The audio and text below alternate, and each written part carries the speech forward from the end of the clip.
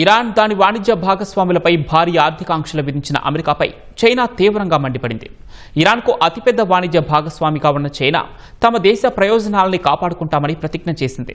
టెహ్రాన్పై Washington ఆంక్షల్ని పూర్తిగా చట్టవిరుద్ధమని ఏకపక్షమైన చర్యలుగా Beijing అభివర్ణించింది. ఇలాంటి ఆంక్షల నుంచి తమ హక్కులను కాపాడుకునేందుకు అవసరమైన అన్ని చర్యలు తీసుకుంటామని చైనా విదేశాంగ శాఖ ప్రతినిధి లిన్ జియాన్ తేల్చి చెప్పారు. ఇరాన్ చైనా మధ్య సహకారం అంతర్జాతీయ చట్టాల ప్రకారమే జరుగుతోందని, అందులో ఎవరూ జోక్యం చేసుకోవద్దని హితో పలికారు. కాగా ఇరాన్తో పాటు ఆ దేశంతో వాణిజ్యం చేసే అన్ని దేశాలను ఒంటరి చేసేలా అమెరికా ఆర్థిక మంత్రి స్కాట్ బెసెంట్ కొన్ని ఆర్థిక ఆంక్షలను ప్రకటించారు. ఇన్ని రోజులు ఇరాన్ చమురుపైనే ఆంక్షలు ఉండగా తాజాగా వాటిని బ్యాంకులు, వ్యాపారాలకు కూడా విస్తరించారు. అమెరికా ఆంక్షలపై ధీటుగా స్పందించిన ఇరాన్ ఇది అమెరికాకు మరో ఓటమి అవుతుందని ధీమా వ్యక్తం చేసింది. అమెరికా ఆంక్షల్ని తట్టుకునేందుకు తమ వద్ద 2 ఏళ్ల ప్రణాళిక ఉందని తెలిపింది.